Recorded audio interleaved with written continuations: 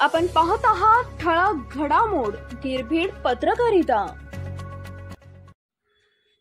Kondhwa police ठाण्याच्या तपास पथकाने गावठी हातभट्टी दारूची वाहतूक करणाऱ्या एकास केले जेरबंद।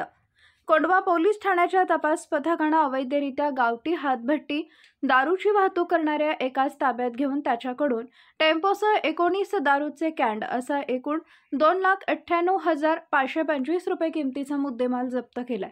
वरिष्ठ पोलीस निरीक्षक कोंढवा पोलीस स्टेशन विनय पाठणकर यांनी दिलेल्या माहितीनुसार या प्रकरणी अरबाज नजीर सय्यद वय वर्ष 26 राहणार गल्ली नंबर 17 सय्यद नगर हडपसर पुणे याला अटक करण्यात आली आहे।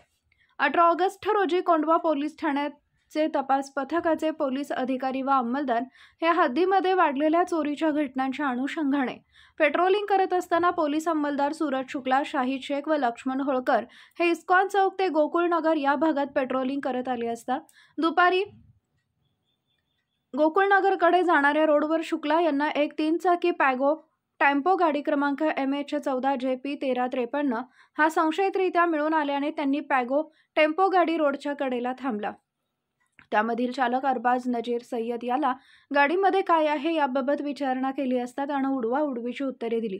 त्यामुळे त्यासोबत घेऊन पोलीस स्टेशन इथं आणून सदर गाडीची तपासणी केली असता सदर पॅगो टेम्पो गाडीमध्ये काळे निळे रंगाच्या कॅनमध्ये गावठी हातभट्टीची दारू असल्याचे निदर्शनास आले।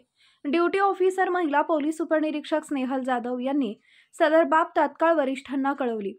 वरिष्ठ पोलीस निरीक्षक विनय पाठणकर व पोलीस निरीक्षक गुणे मानसिंग पाटील यांनी कारवाईबाबत आदेश दिल्याने त्यांच्या आदेशाप्रमाणे पॅगो टेम्पो गाडीची तपासणी करत त्याकरता 98,525 रुपये किमतीची देशी हातभट्टीचे तयार दारूचे 19 कॅन, प्रत्येक कॅनमध्ये 35 लिटर दारू अशी एकूण 665 लिटर दारू तसेच 2 लाख रुपये किमतीचा पॅगो टेम्पो असा एकूण 2,98,525 रुपये किमतीचा मुद्देमाल जप्त करण्यात आला आहे।